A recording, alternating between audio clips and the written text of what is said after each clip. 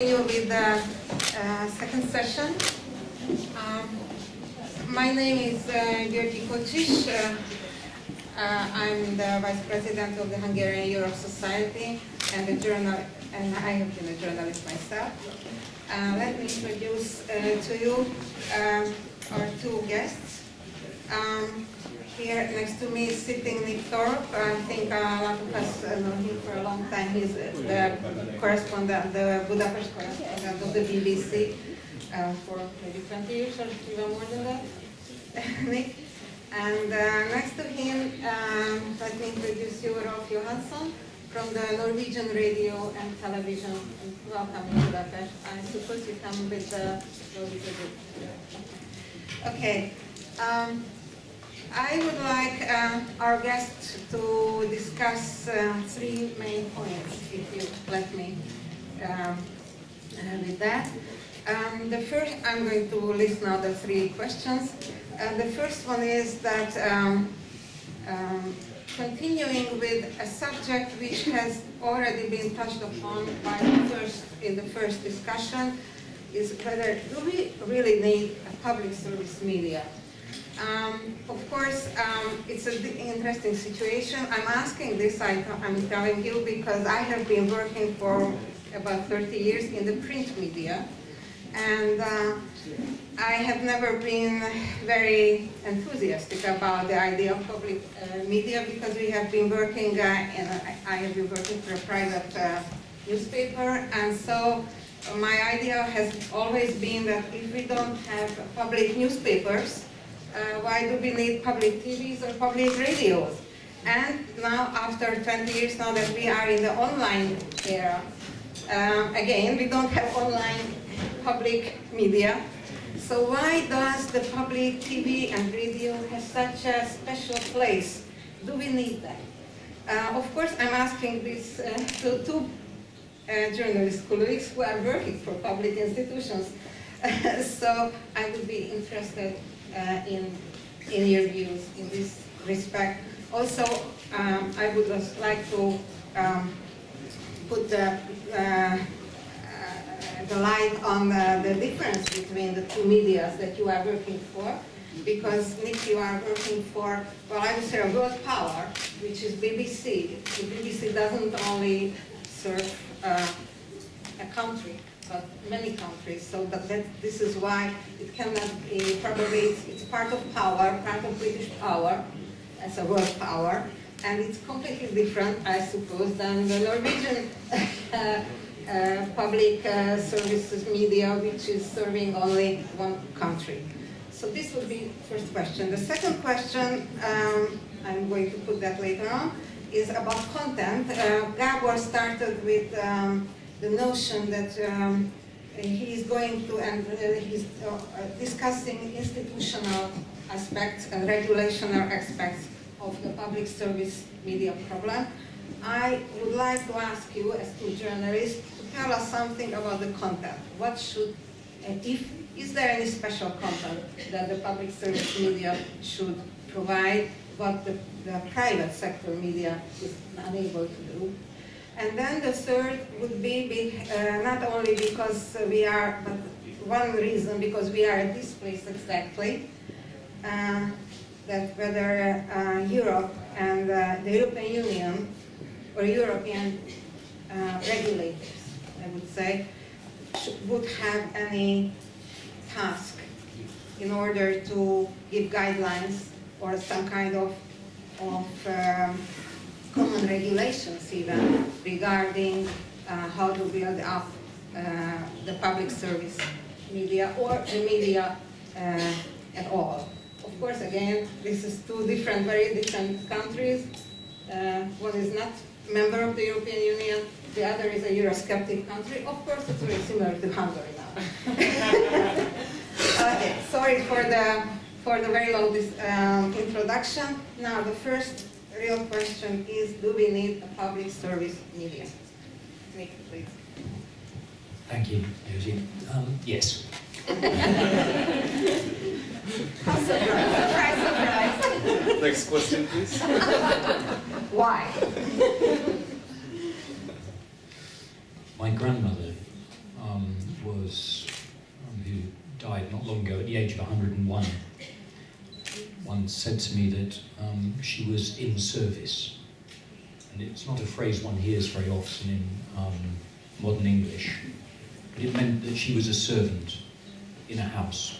Cseléd volt magyarul. And she said this to me when I'd already become a journalist, and I do feel somehow that that's exactly what a journalist should be, and not just a journalist working in public service media, but a journalist working in commercial media as well. That basically, you know, what are we here for? What's the job of informing for, other than to provide a public service? So I feel this about HVG as well. HVG has always provided a public service since it was founded in the 1980s when I was first here, since Vince Martiash was still, founded it and edited it. So it's a very easy question for me, what that service should be, what the audience needs are, what we can provide as new, moderately experienced or very experienced journalists with all our own private opinions, private prejudices, what we can provide in a digital age when opinions are becoming ever stronger. Those are other questions indeed, and I think jumping from my grandmother to my children's age, or what they might need from this, I do feel that in an era of blogging where more and more opinions are appearing, it's very important that at least part of the media be fenced off from pushing one's own opinion, which has now become very fashionable. I notice it in the daily quality newspapers, in The Guardian and The Telegraph, in The Independent. These have become much more, in my own country, much more opinionated newspapers. The BBC, for all its faults, of which there are many, it's had a bad few years, it's not an opinionated media. We as journalists may be more liberal than not, but that's not a crime, and I think even us liberal-minded journalists do try to put the opinions fairly of everybody in the public sphere. So, yes, a very important role, more important than ever. Yeah, I agree. It's the same reasons in Norway.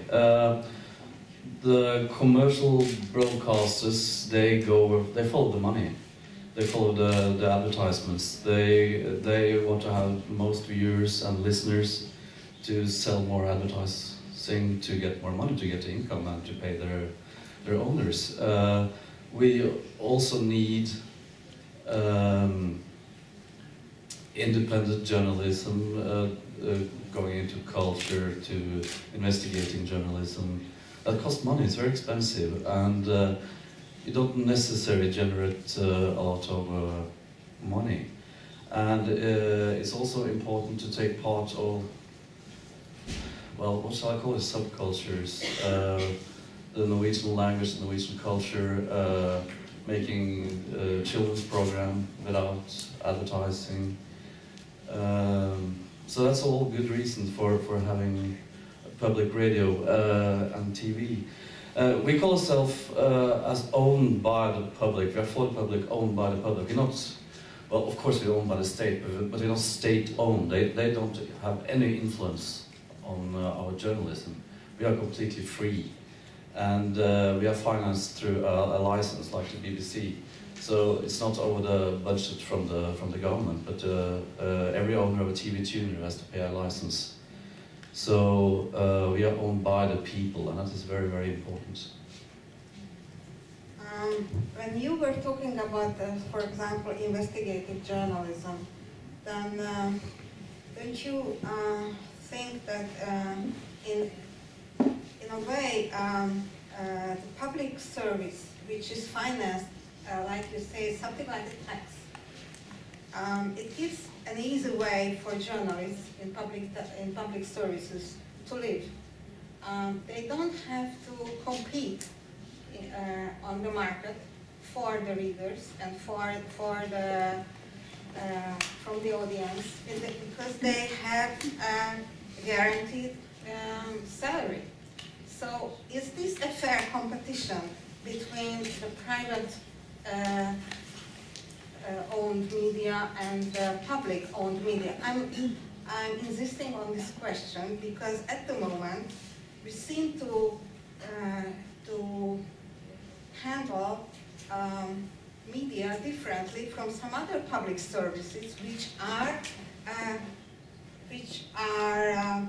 used to be in private ownership in Hungary, for example, energy or water services, and now which is grabbed on by the government, saying that we need public services in water management or energy supply. So is there a difference between these sectors for you? I'm not sure if I understand the question, but you're talking about private ownership of energy companies, or? I mean, I'm saying that why, maybe let us make this question more precise. In the free market countries,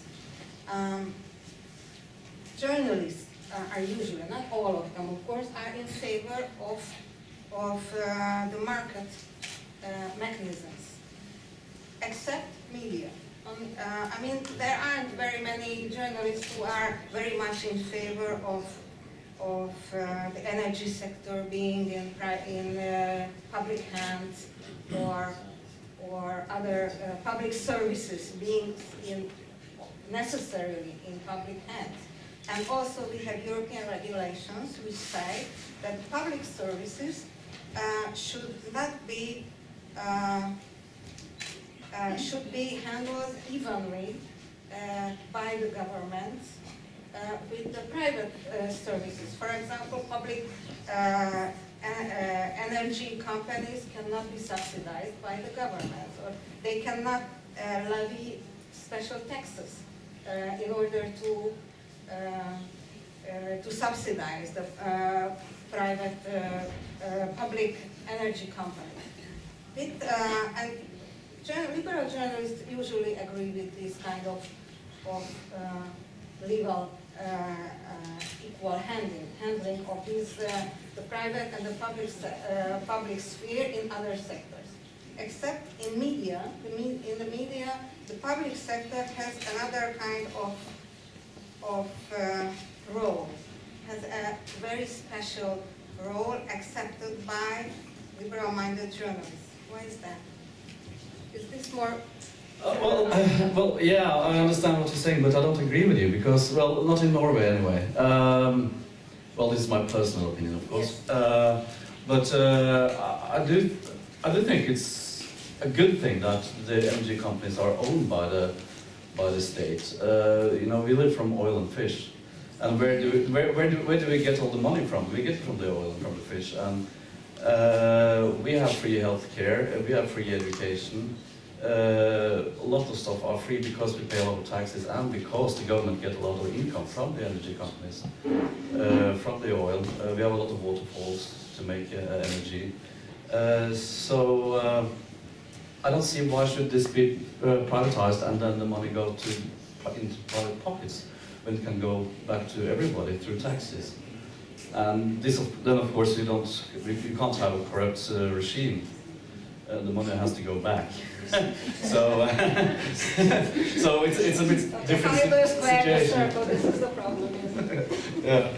Okay, maybe in this respect, Britain is more similar to the problems we have Yeah, I think so. than Norway, because you have some oil, but A little bit. yeah, but maybe the Scots will take that away. So. Hopefully. Okay, what I'm not sure I'm such a great I know it's free provocative, marketeer. yes. I'm not such a great free marketeer as you, Okay. Gertie, either. That, perhaps the managers of the BBC compete with the managers of ITV or of Channel 4. But I think the journalists are at all different media are actually, we're competing. I don't think because we work for a public service media we're any lazier. if anything, I think we're harder working than those who claim to be working for competitive media. We're just as interested as reporters or as researchers in getting to the bottom of the story and producing something of high quality and something as objective as it can be. Ofcom, one of the big media regulators in Britain, which I think is tasked by the government or parliament every 5 years to come out with its assessment of public media. I think the big debate in Britain now is to what extent the BBC, by getting the entire income from the, what's it called, mine's gone blank, the registration fee, not the registration fee. Licensing shows how long since I lived in England. That kind of the argument is from many of the critics of the BBC in funding terms that the BBC, distort the market by getting most of that money, all of that particular pot of money, to fulfil the public service duties of it, and that in a digital age, plenty of other more commercial-minded outlets are equally capable of informing, educating and entertaining, which were supposed to be the three things which public service media do. So, yeah. Okay, yes, John. Yeah, well, we're seeing some of this. We had the same discussion in Norway now with because traditionally we were a TV broadcaster and radio broadcaster, and then now it's the internet, and of course we are trying to be big on online as well. So the private the newspapers, they sell less newspapers and they are building up online, and then we compete in a completely different way. So there's a discussion how big can the Norwegian Broadcasting Corporation be online, because then they say people won't buy newspapers or read commercial newspapers online because you get everything on NRK anyway, and some Norwegian newspapers are now experimenting with that you have to subscribe to read the online edition, and why should people pay for that when they can get everything on NRK anyway? So that's the discussion going on now. How big can we actually be online? So we will see how that ends. Tell me something about the regulations regarding advertisement in the public media. How is that regulated in Norway? And I don't know about what the No ads. We have no advertising. no advertising. Not at all. We are not allowed to, on the radio and TV. We are allowed to have ads online, but we don't use that right. In the beginning of the age of the internet, we had some ads, but we decided to take them away. Okay, so you are not competing for the advertisements with the private sector? Okay. No, not at all. That's at least a good way of trying to make the two sectors more equal. I think the BBC doesn't run any advertisements, do they? Only on BBC World on television there are some advertisements, mostly for airlines, for some hotels, and so on BBC World Television. Also on the internet, on the online pages, when you click on one of the video sections embedded on the pages, then you get a very annoying 10 or 16 second advertisement for something before you can watch that, and there's no way of skipping that. So, but I think this mainly serves to antagonize people trying to read the pages. I'm not sure why anyone would advertise there. Anyway, this is, I think, I'm not going to continue on this line, but I think this is a very interesting part of the new media to investigate how the public media reaches out to these new online sectors, which is really even more private than the traditional private media, because it can be done by private people themselves. You don't even need a company to do that. Anyway, let me ask you about, you have already touched upon this, but about the content. What do you think, what are the regulations in your country or in your institutions regarding the content? We have that the public media is tasked to provide. For example, as you could hear, the experts before us were discussing whether it's more sort of political content or more cultural content, or children's programs or whatever, any special programs. Of course, the more you include, the more money you need. So this is why I suppose managers and everybody who thinks about it must make some limits to what you can expect regarding content. Regulation-wise, I'm not too sure. There are the BBC editorial guidelines we get issued every couple of years with a 350-page booklet, which one didn't used to read, but occasionally when I've had to teach a journalism course, I have opened it and I've been surprised how well written it is. And I wonder why I didn't start as a journalist with the guidelines. But it is nice to kind of look back at the guidelines and find that by and large one is keeping them without being aware of them. I think it's more a culture of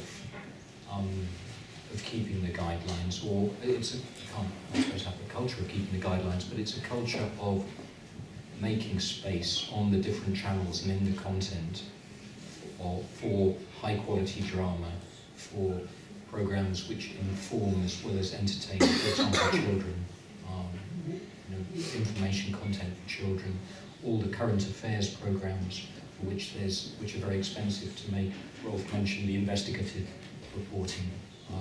So, I mean, there is that culture of, and I've always felt that that's kind of the aristocracy of my own organisation, really. That's, well, certainly for me, that's what I aspired to be involved in, that kind of programme making, and a huge number of other people aspire to be in that as well. So you get a kind of sense from within an organisation of a huge number of journalists or would-be journalists trying to produce the kind of content that we know people want to hear or watch or read, but which wouldn't have a market, wouldn't obviously survive in a market if we weren't subsidised. Yes, it would be even more interesting to hear, thank you, from Norway, because, well, the BBC, we can all watch the BBC, but we cannot really watch the Norwegian TV. Well, it's almost the same rules, I would say. I don't know the details either, but it is the same. We have to produce a lot of stuff that commercial stations wouldn't naturally produce. We have to have this amount of children's program. We have to provide programs for the labs, the labs. Some indigenous people. We have to provide programs in their language. Well, the labs.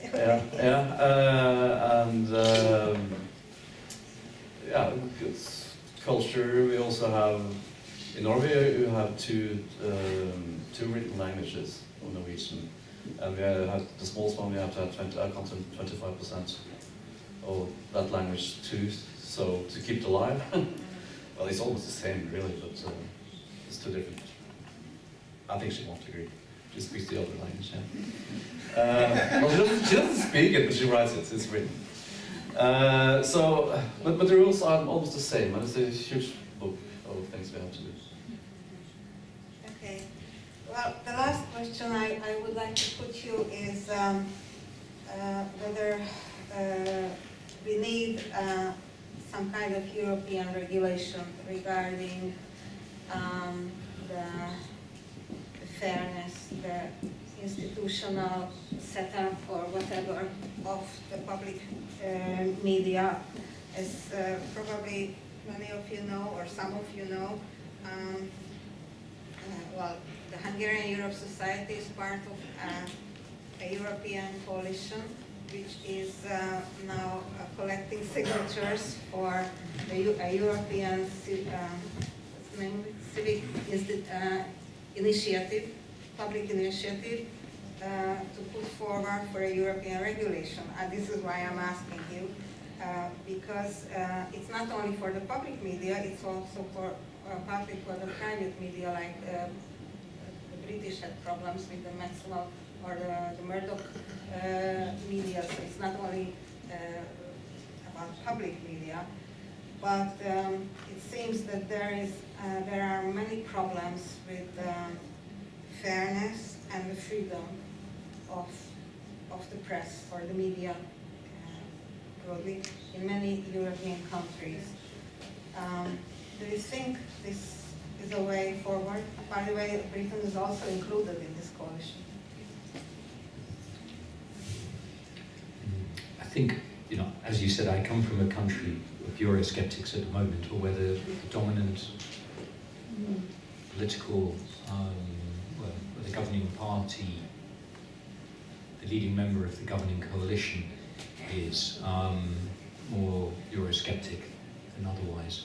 But I think I'm not really in favour of a European level regulation. I think these things tend to put people off Europe. I think there are lots of examples of good practice in terms of regulation or the lack of regulation. When the Hungarian media law was passed, the very controversial and, in my view, awful Hungarian media law several years ago, I put it to government ministers at the time that if they had introduced good practice on the model, for example, of Iceland, which has, you know, from a journalist's point of view, some of the best regulations, then they wouldn't have actually lost anything. That by regulating or over-regulating everything, they're not actually getting anywhere. They're not making themselves any more popular in their own country or in Europe as a whole.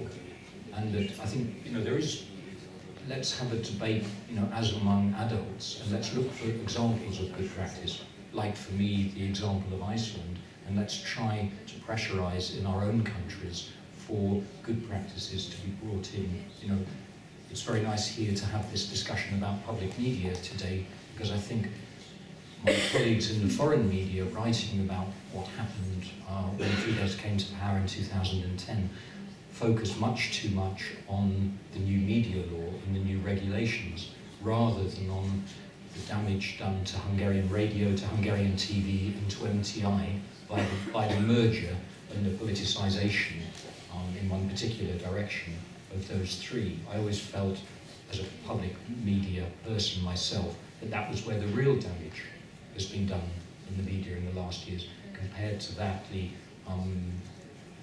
work of the Media Council and the interference or whatever in commercial media or in media in general, I think is relatively small compared to the damage done to MTI, to Hungarian radio, and the different TV channels. So, no, I don't think I think European level intervention would only make things worse and would make Europe even less popular in countries like my own, which are sceptical already. Yeah, well, we are not a part of the European Union, so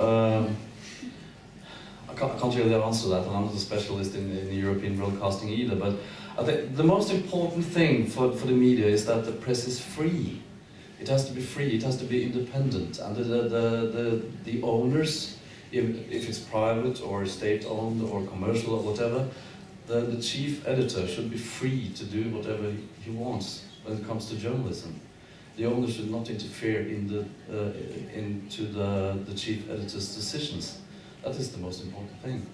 That's the only way to have a free press. If the owners all the time come in and tell the editors and the journalists you should cover this and not this, you are not allowed to cover this, you have to do this, then you don't have a free press. So the freedom of the press. And if the European Council can regulate that, that would be perfect. I don't believe that. Well, yes, thank you. I think you're absolutely right about best practices. The problem is when a government is collecting the worst practices. But this is what we have now. Anyway, I think maybe we should ask the audience now whether they have questions to you. I suppose they do.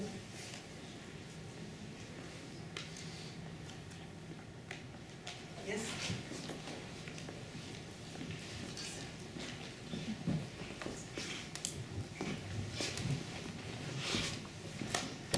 I'm sorry for my English, first of all, but the title is the key of the success. I think just I mentioned that there is all over Europe there is a very special public service type of program, type of genre is the, for example, the radio documentaries, and it's maybe expensive.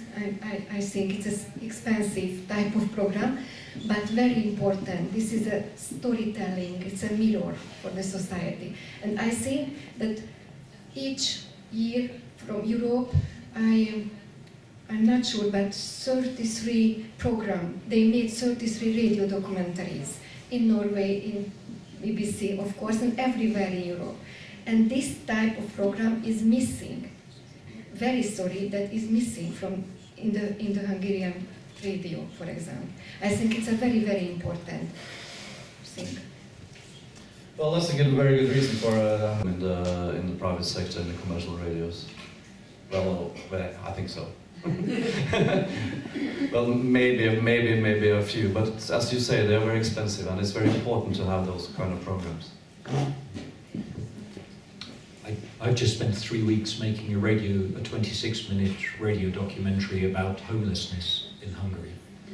And there was so much debate about that in Hungary with my producer and with my editor in London. We argued over pretty much every word in the final script. That's why it was kind of a week to record it, a week to mix it, and a week to argue over it. But I agree completely that one needs much more work. Well, one would need much more like that on Hungarian radio as well, or in any country. I mean, the POX debate at the moment, I think it's a case in point that suddenly the expansion of a nuclear power station in Hungary with Russian finance and Russian technology has become an issue, and possibly an election issue as well. But this is something over which the Hungarian public, an issue on which the Hungarian public has been there's been a woeful lack of information, a woeful lack of debate about POX, ever since I got to Hungary. From the moment when I stood at the gates of POX in 1986 and found out from people living in POX that workers returning from their May Day holiday had set off the radiation alarms with the effects of the Chernobyl disaster. Geiger counters that were supposed to measure the radiation that they'd been affected with, perhaps working inside a nuclear power station, after 3 days sitting on the banks of the Danube over the holiday and then going back in. There's never been, to my knowledge, enough information or really big TV, radio debates about POX, for example. And now, the Greens are suggesting a referendum on the issue. Some of the opposition parties are suggesting a referendum, which would be great if one could have, but I think it would take several years to generate enough discussion for people to be well informed over issues like nuclear waste, over the rival issues of funding renewable energy versus nuclear, over the changing costs of electricity across Europe and across the world at the moment. These are huge things, and it's exactly Julia's point there, that there would need to be a chance to inform the public, to generate a debate, so that people in a democracy can make massive decisions which will affect their country, not just for the life of one parliament, but for decades, in terms of nuclear waste, for hundreds of thousands of years. Nicola, let me ask you a special question, because you have been here for a long time. In the past 3 or 4 years, we have seen the Hungarian government attacking or being very critical to regarding a number of public TVs, I suppose, in Europe, saying that they are not broadcasting objective correspondence from Hungary. Maybe others can correct me if I remember wrong, but I think there was among them the Swedish TV. the Austrian TV, perhaps ARD too, the German public television as well. Maybe some others too, I don't exactly remember, but these are very important media. I don't remember any time the BBC has been criticized by the Fidesz government. Can you give me a special reason? I mean, are you really more objective than the others? Or they are respecting the BBC much more than the others? I know this is a provocative question. Fortunately, I don't have the time or the technology to follow what my colleagues in the Foreign Press Corps are writing about Hungary all the time. Occasionally, when I see things quoted in the Hungarian media, supposedly by my colleagues, I think perhaps there would be ground for criticism of some of the things written about Hungary. I do read German, and I do remember a year or so ago there was a famous article in Der Spiegel in Germany calling Budapest the anti-Semitic capital of Europe. I've travelled a certain amount in Germany and Britain and other countries of Europe, and I've lived here for 28 years. I don't think this is a particularly anti-Semitic country or capital. There are examples of anti-Semitism every day. But to label a country the anti-Semitic capital of Europe is pure, cheap, inaccurate sensationalism. And I think probably not only the Fidesz government, but a lot of Hungarians of different, political views might have felt offended, to read things like that. So there are examples of ridiculous and sensational coverage. I think a lot of the coverage which has been most kind of criticised by the government is, on the whole, has been made by reporters coming here for a few days, who start out with a preconception that something, that Viktor Orban is a dictator, or that that there is no media freedom whatsoever in this country. Probably justify their trip by explaining to their editors that that's the story they're coming to do. That's how they funded their aeroplane tickets and their hotel fees. And then when they get here, even if they're open to the possibility that the situation is not quite as bad as that, it's quite hard to then turn around and deliver a softer version of that, or a completely different story. So I think there would be grounds for criticism. István Lovas in Magyar Nemzet, who's the correspondent of a rather right-wing daily paper, attacked many of my colleagues the other day and did my reputation enormous harm by leaving me out of his list. Didn't realise it was possible to be slandered by being praised. So, I mean, why is the BBC not attacked? I do think I try, when my colleagues come here to write other things about Hungary, I try to explain to them what I see as the situation, but leave it to them to draw their own conclusions. There's a portrait being done by some colleagues of mine of Ivan Fischer at the moment, but it's in a series called Unusual Europeans. And certainly some of his rather critical comments about anti-Semitism in Hungary will have come up in that. I haven't heard the finished result. I'm curious what my colleagues made of it, people who don't know this country at all, but I would hope that would be of high standard as well.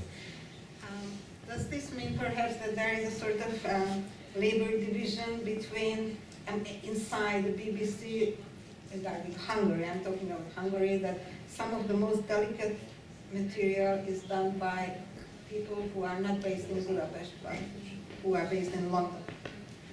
No? No, it's nothing like that happens. I mean, like any journalist, I try to, or like any dog, I suppose, one tries to defend one's little corner of the jungle. I understand this, of course, because I've been a foreign correspondent, and I know what you are talking about, that editors are waiting for sensational or more interesting, I'm not talking about sensational, but something which is a little harsher, something which is more interesting to read, of course, and then you have this debate with the editors that or if you are an editor yourself, then of course it's the other way around. Rolf, I would like to ask you regarding Norway. What kind of relationship does the Norwegian public media, radio and TV, has with the government? I mean, do you have quarrels with the government? Does the government criticize or sue, perhaps, you? Yeah, well, this is the question. And how do you react when the government, or is it openly done, if it's done at all, or is it just between the state secretary and the director of the television? Nobody really knows about it, or telephones or emails? How does it go? Well, it all goes on in the open. As independent journalists, we will always criticize the ruling government. Doesn't matter if it's the Labour Party or the Conservative Party. That's our job, to see if they do something wrong and try to tell the consequences of their decisions and the politics. And of course, they criticize us. It doesn't matter if it's left-wing or right-wing government. And it's done publicly, and they can do it. Actually, we can have a radio debate on that subject, or it goes on in the newspapers, or they can do it on Twitter. But it's completely open. I can't remember that we have been sued by the government. I don't think so. Can anybody remember that? No, I don't think that has ever happened. But as long as we can defend what we do as journalists, and we have good sources for saying what we are saying, then it's not really a problem. And it's always an open debate. Well, it is the Conservative parties. They are more critical to the public broadcaster than the Labour Party. So they are now going to go through how we are financed and our impact on the Norwegian media, and they're going to write a report about that and to see if things are going to be changed. But we will see what comes out of it.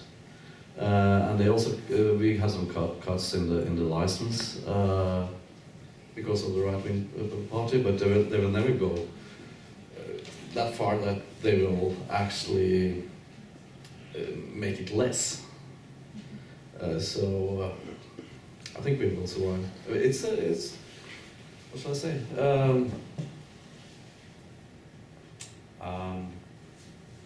English is not my first language. We have a good relationship to all governments, really. And the Minister of Culture is representing, she's our owner. But she can't influence on our journalism. Okay, let's take an example. Maybe a journalist, a reporter is making an interview with the head of the opposition party. What is the attitude of this journalist towards this politician? Is that regulated somehow, or it's just there is a culture of how to do it among the journalists? It's a know-how of journalism, whether you would be more.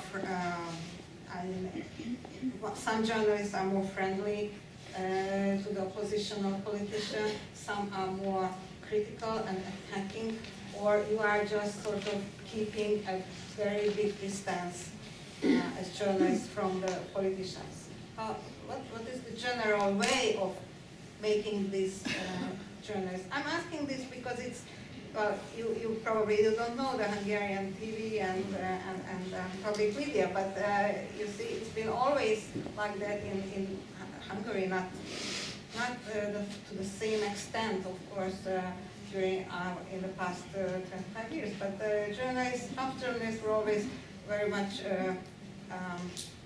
more loyal to one party, and other journalists were more loyal to the other part of the political scene. How is that in Norway?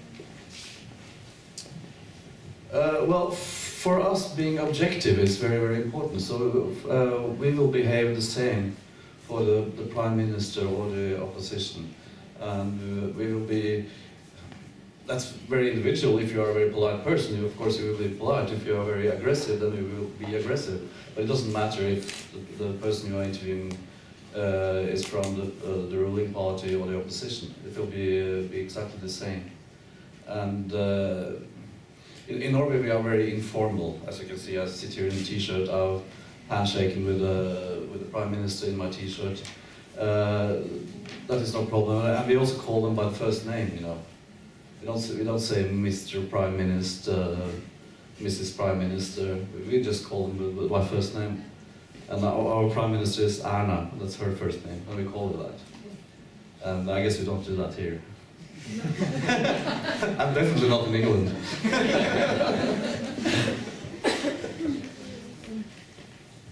Can I say something Yeah, on sure. that? Yeah. The Today programme on Radio 4 in Britain, it has a particular role in British culture, not just in BBC culture, which is basically to set the political agenda. And this is a programme like on at the same time as SAS Nilsson Pets on Kossuth Radio, which is listened to, I think, between 6 and 7 million people each morning. And there's a certain sort of style of John Humphreys and the other presenters, which is often seen as rather abrasive. You know, it's rather like a mini hard talk that the journalists do expect to give the politicians quite a hard time. I know when David Cameron a year or two ago was questioned on that, interviewed on that programme, there were then I think 200 complaints that the journalist, John Humphreys, a very well established British BBC journalist, had been rude to him, had constantly interrupted him and so on. On the other hand, out of, I suppose, 6 or 7 million listeners, only 200 complaints, I think, was quite good, really. The 8:10 slot in the morning is a particular, that's always the hard, the tough political, the hot seat of the day. But I think that's good. You know, it shows the vibrancy of radio, how important radio can still be in the modern world, whether people are listening to it in their cars on their way to work, or in their kitchens at home, or on the internet, wherever. So I do think that that there is a big place on television or on radio for a really tough question, which you can't do online. Online, I think, very often it just becomes a kind of place to be rude to one another. It degenerates so fast in the comments section. So I'm sure, you know, here, as in my own country, into almost unprintable rubbish, which is such a shame. Okay, my last question to you would be sort of, you know, summarize the main problem that I think I started with. Whether you think that a fair, objective, modern media does it depend more on the institutional and regulational aspect? How is it organized? Or it's more a cultural thing that's done by the journalists themselves, and of course the society where the journalists come from, because they are not separated from their environment, from their surroundings. What do you think? For me, it's a cultural thing. It's really a cultural thing. There is a debate about new regulations since the Leveson inquiry in Britain. I haven't followed that very closely. Journalists don't like to be regulated on the whole. It is a cultural thing. Now, I'm always surprised in a way by how polarised the media is here. Really, you know, coming back to what we started with, this thing of serving the public. You know, I've always found it actually quite easy to be objective, because you know, it's 1 + 1. It's an easy mathematical equation. You put one side as articulately as you can, and you put the other side, and you leave it ideally to the public to decide. You know, it's always been a centre of British journalism that the listener or the viewer or the reader should not be able to tell what that particular reporter at which party that person votes for. And it's a sadness for me watching Hungarian media, you know, how polarized it is. On the other hand, I can also see that at a time like now where the opposition is so weak, where inevitably the different media or many media feel a need to fill that role, an opposition to hold the government to account, which is actually one of the jobs of the media anyway. So, you know, I know there's a lot of worry among independent and oppositional-minded journalists here today, but I see there's some very good quality reporting going on in this country at the moment. I think there's a lot of critical voices. I think it's in a way a flowering of critical media at the moment. They may not be paid, and I sympathise with that. There may be no advertising for critical media, but there are some very strong voices in the critical media doing what journalists should always do, which is to hold the government of the day, or of those in power, not just the government, but the doctors, the judges, the prosecutors, all the people, the teachers, all the people who hold positions of power over us, to account, to challenge them. Yeah, I totally agree. Our job is to be the watchdog. We shall watch over the government, the private companies, whatever goes on behalf of the population, to see that things are going on in the correct way. That's our job. And that, again, it's culture, you can't regulate that. Well, thank you very much. I don't know if anybody has questions from the audience. Well, it seems that everybody's exhausted, but I would like to thank you very much for your very valuable comments. I think, for me at least, they were very, very interesting. Thank you.